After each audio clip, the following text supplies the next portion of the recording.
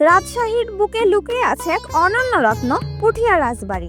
শত বছরের ইতিহাস আর দৃষ্টিনন্দন স্থাপত্য যেন এখনো মাথা উঁচু করে দাঁড়িয়ে আছে। বিশাল দালান কোঠা, দারুণ কারুকাজ আর রাজকীয় পরিবেশ সবকিছু মিলে আপনাকে নিয়ে যাবে ঠিক অন্য এক সময়ে। তো চলুন পুঠিয়া রাজবাড়ি সম্পর্কে বিস্তারিত জানা যাক।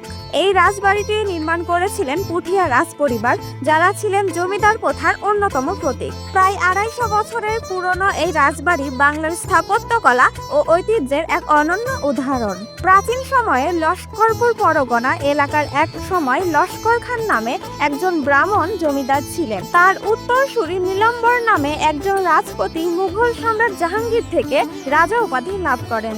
এভাবেই পুঠিয়া জমিদারি ও রাজবংশের ভিত্তি স্থাপিত হয়। জমিদারি 1744 সালে ভাগ হয়ে যায়। তখন পাঁচানি ও চারানি নামে শাখায় বিভাজন ঘটে এবং সেই দুই শাখার রাজপ্রাসাদ ও মন্দির নির্মাণ কার্যক্রম শুরু হয়। পুঠিয়া রাজবাড়ি 1895 সালে নির্মিত হয়। এটি রানী হেমন্ত কুমারী দেবী কর্তৃক তার শাশুড়ি মহারানী শরৎ সুন্দরী দেবী এর সম্মানে নির্মাণ করা হয়েছিল। শুরুর দিকে পুঠিয়া এলাকা হতো সাধারণ গ্রাম, পরে ধীরে ধীরে এটি জমিদারি শাসনের কেন্দ্রবিন্দু ও রাজপরিবারের আবাসস্থল হয়ে ওঠে। 2021 সালে 20 নভেম্বর এটি জাদুঘর হিসেবে ঘোষণা করা হয়। প্রধানভাবে ইউরোপীয় ধাঁচের স্তম্ভ, গোলাকার বহুমুখী কক্ষ ও স্থানীয় কারুকাজের মিশ্রণ লক্ষণীয়। রাজবাড়ির সামনের অংশে বড় খোলা মাঠ ও পার্শ্বদ্বারে পরিহারা ছিল। বাড়িটি 4.31 একর জমির মধ্যে অবস্থিত।